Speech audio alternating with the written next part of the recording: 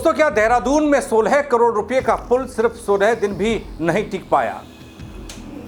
उधर 52 करोड़ रुपए की एक सड़क की चर्चा खूब हो रही है। सड़क बनने के कुछ ही समय बाद गहरे गड्ढों में बदल गई। क्या इन दोनों निर्माण कार्य के पीछे एक ऐसा कनेक्शन है जिस पर अब सियासत गरमाती जा रही है? बताऊंगा आपको। बीजेपी सरकार, भाजपाई ठेकेदार, कैसे खुल रही है अब पोल? कांग्रेस ने खोला मोर्चा। नमस्कार, पहला मैं पंकज रौतेला, आप देख रहे हैं अपना उत्तराखंड न्यूज। दोस्तों, क्या आपने कभी 16 करोड़ की कीमत वाले किसी खिलौने को सिर्फ 16 दिन में टूटते देखा है? अगर नहीं देखा तो उत्तराखंड की राजधानी देहरादून का हाल का यह वीडियो आप जरूर देख लीजिए।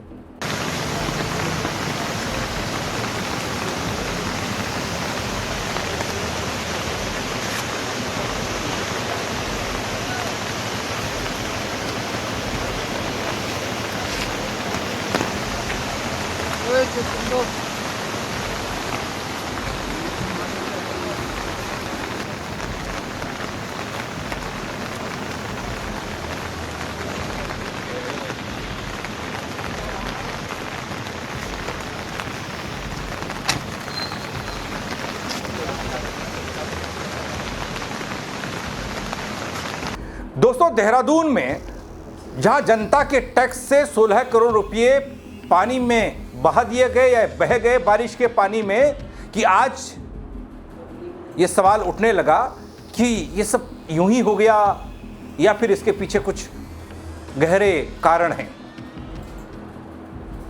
आज इस तस्वीर को देखकर, 16 करोड़ के खर्च को देखकर आम से लेकर खास आदमी सोच में पड़ा है। महज 16 दिन पहले जिस पुल पर गाड़ियां सरपट दौड़ रही थी, उसी का अप्रोच रोड कुएं में तब्दील हो गया, कुआं बन गया।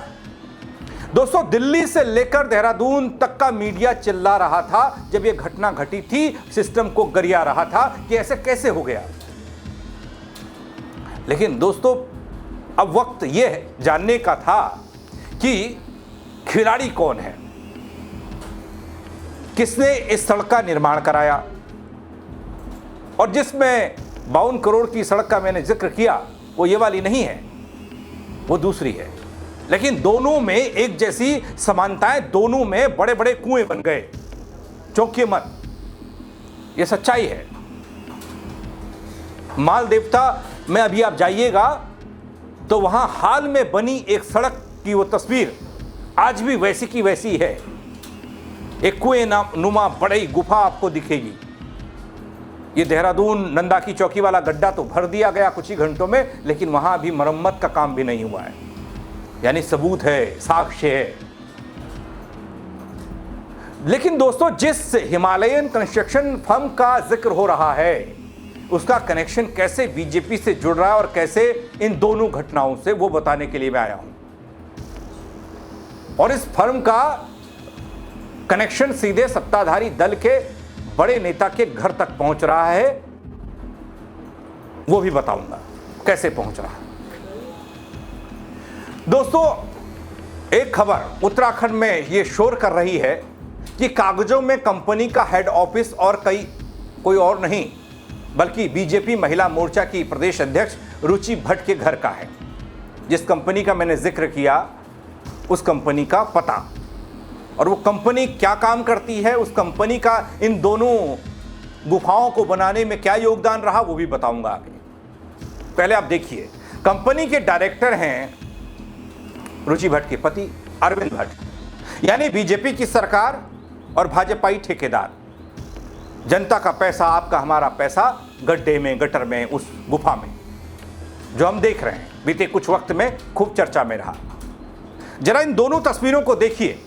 नंदा की चौकी के पुल का सुरक्षात्मक एवं पुनर्निर्माण कार्य किया जा रहा है, जिसकी लागत जो है 16 करोड़ रुपए की है और इसमें 95% कार्य जो है पूरा हो चुका है। पुल 10 दिन के अंदर आमजन के लिए खोला जाएगा और इससे लोगों को बड़ी राहत मिलेगी, क्योंकि अभी डिटूर करना पड़ रहा है, तो उससे वो बच जाएंगे। नदी के दोनों साइड RCC वॉल का निर्माण करवाया जा रहा है और पुल के 3 पिलरों का भी जो है सुरक्षात्मक कार्य करवाया जा रहा है। तो ये सब कार्य पूरे हो जाएंगे और ये पुल जो है आम जन के लिए 10 दिन के अंदर खोल दिया जाएगा। बरसात के आने से पहले पहले ये पुल जो है खुल जाएगा। निर्माण कार्य बड़ा अच्छा है। इसमें पुराने ही स्लैब को इन्होंने रखा हुआ है, इसको नीचे उतार देंगे और उसके बाद जो है इसमें जो पिलर्स जो हैं, एक नया पिलर बनाया, बाकी पुराने पिलरों का ही इस्तेमाल किया है।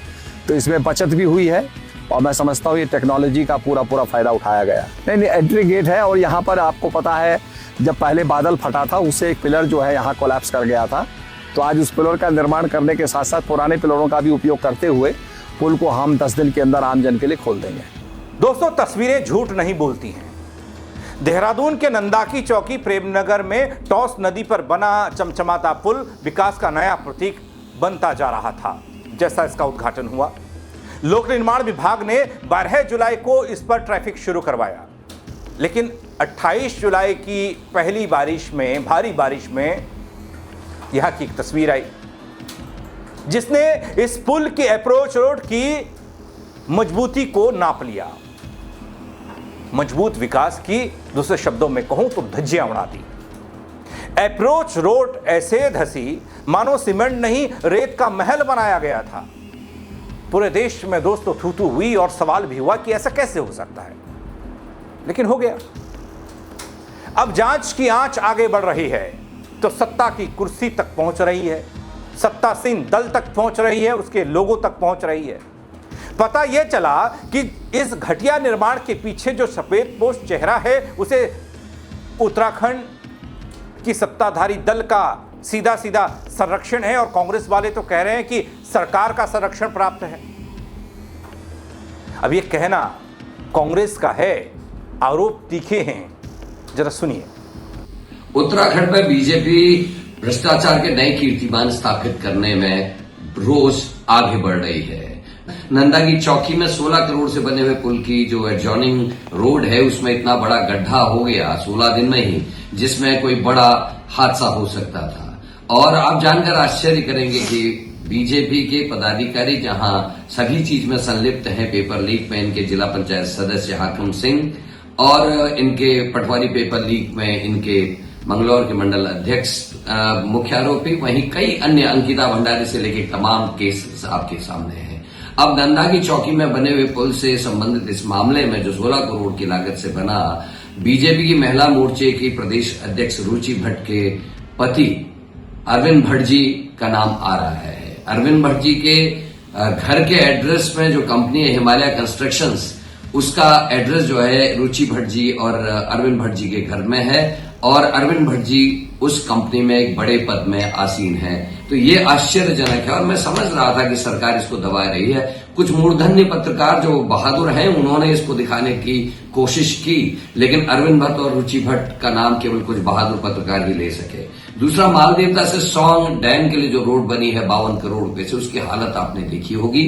हालत बद से बदतर है। 52 करोड़ रुपया इस रोड में लगा। मालदेवता सौंग डैम रोड की मैं बात कर रहा हूं।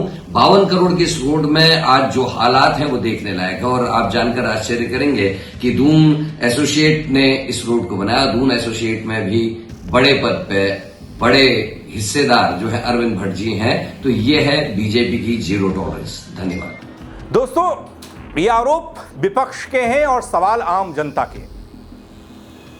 सीधा सीधा जनता की जेब पर डकैती नहीं तो और क्या है। 16 करोड़ का पुल बना, 16 दिन में अप्रोच रोड टूट गई, टिक नहीं पाई। इससे बड़ा प्रमाण भ्रष्टाचार का और क्या हो सकता है। मालदेवता में 50 से ज्यादा करोड़ की एक सड़क बनती है और उस सड़क का हाल भी कुछ ऐसा ही है। यहां तो एक गड्ढा बना, वहां तो ऐसी कई गुफाएं बन चुकी हैं। दोस्तों, प्रदेश की सरकार, प्रदेश के मुख्यमंत्री भ्रष्टाचार पर जीरो टॉलरेंस की बात को बार बार याद दिलाते हैं। बीजेपी वाले चिल्ला चिल्ला कर कहते हैं, लेकिन यहां तो भ्रष्टाचार का रास्ता सीधे बीजेपी की महिला मोर्चा अध्यक्ष के घर तक पहुंच गया, क्योंकि जिस कंपनी और जिस ठेकेदारी के अंदर इनका निर्माण का काम हुआ वो रुचि भट्ट के पति उस कंपनी के कर्ता धर्ता हैं। उसी कंपनी ने करवाया। रुचि भट्ट के पति इस कंपनी के मालिक बताए गए। क्या उत्तराखंड में अब इतनी हिम्मत हो गई कि अपने ही संगठन के नेताओं पर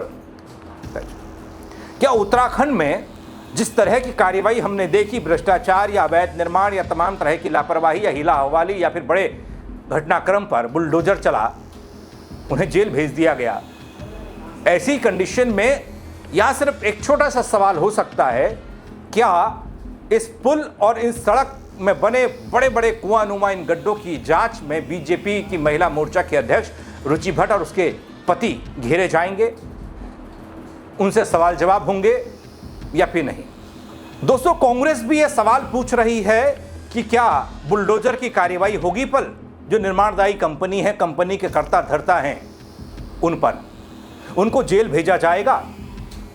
कांग्रेस के सवाल सीधे उत्तराखंड में बीजेपी की साख पर चोट कर रहे हैं दोस्तों, क्योंकि सबूत चीख चीख कर इस बात की गवाही दे रहे हैं और बड़े बड़े गड्ढे बता रहे हैं, और साथ ही कुछ कागजात भी हैं, कुछ शादी का निमंत्रण पत्र और कंपनी का पता, ये सब एक ही ओर जा रहे हैं। देखिए वो शादी का निमंत्रण पत्र और कंपनी के सरकारी कागजात क्या कहते हैं, ये तस्वीरें देखिए। दोनों पर पता एक ही है दोस्तों। बीजेपी महिला मोर्चा की उत्तराखंड अध्यक्ष रुचि भट्ट के पति अरविंद भट्ट हिमालयन कंस्ट्रक्शन के भाग्य विधाता हैं, रक्षक हैं, और ये रक्षक ही जब भक्षक बन जाएं उत्तराखंड की जनता के लिए या यहाँ के विकास के लिए, तब सत्ताधारी दल के रसूखदार लोग भी क्या करेंगे? ठेकेदारी के खेल में शामिल हो गए, कर दिए गए, तो जांच होगी कैसे? तो पुल टूटेगा ही, अप्रोच रोड टूटेगी ही, माल देवता की सड़क में बड़े बड़े गड्ढे होंगे ही। 16 दिन क्या 16 घंटे भी टिक जाए तो गनीमत मानिए दोस्तों। अगर ऐसी ठेकेदारी है, ऐसी कंपनी है, उसके जिम्मे उत्तराखंड का विकास है। दोस्तों, देश के प्रमुख अखबारों, न्यूज चैनलों ने तमाम तरह की खबरें दिखाई, इस पर बातचीत की कि आखिर ऐसा कैसे हो सकता है और इसके पीछे की वजह क्या है, कौन सी कंपनी है। सब ने जांचना परखना शुरू कर दिया। टाइम्स ऑफ इंडिया से लेकर अमर उजाला जैसे अखबारों ने इस पर संपादकीय लिख डाला, लेकिन अब तक सिर्फ जांच का झुंझुना बज रहा है। अब दोस्तों, दावा तो यह है कि गुणवत्ता से समझौता नहीं होगा, अफसरों को दौड़ाने के निर्देश हो गए, लेकिन सवाल ये, क्या उत्तराखंड की सरकार, उत्तराखंड का सिस्टम कार्यवाही सिर्फ छोटे मोटे इंजीनियर्स या फिर